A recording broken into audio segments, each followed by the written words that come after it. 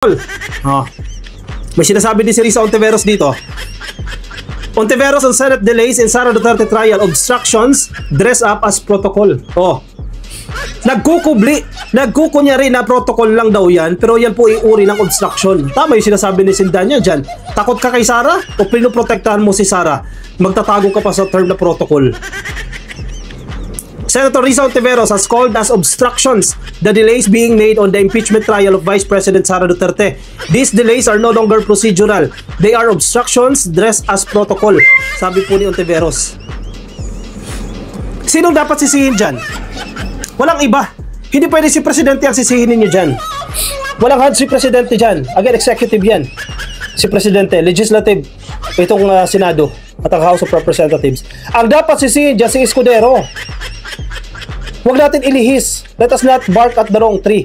Si Escudero ang dapat sisihin dyan dahil siya ang Senate President. Kung delay ang Senado na yan, na may history naman ng pagiging delay lagi, nagiging late, si Chis Escudero ang dapat sisihin dyan dahil siya ang Senate President. Sige, pag-usapan natin halimbawa, mga priority bills. O, tapos na sa House of Representatives, mabilis na tapos sila Martin Romualdez. For 4 long months. Exactly. 4 na buwan, no? 4 na buwan, naintindihan mo pa. Diba? February, March, April, May. Naintindihan mo pa kasi election period. Hindi talaga pag-uusapan yan. Ngayon nga, nagbalik na ang session.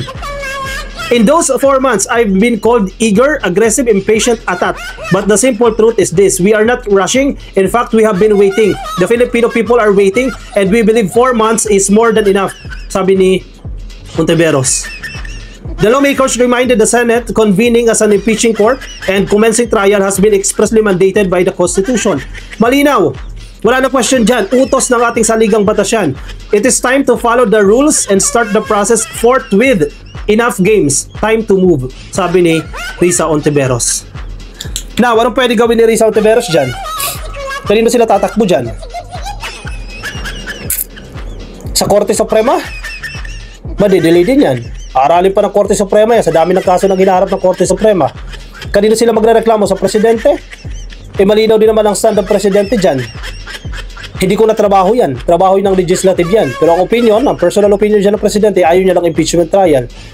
Pero hindi man pwede na masusunod ang Presidente dyan dahil again, hindi niya ano yan. Hindi niya jurisdiction yan. Executive siya at ito po iusapin ng legislative. Kanina sila magsusumbong? Sa Senate? Sa leadership ng Senate? Yung leader mismo yung ayaw? Wala na.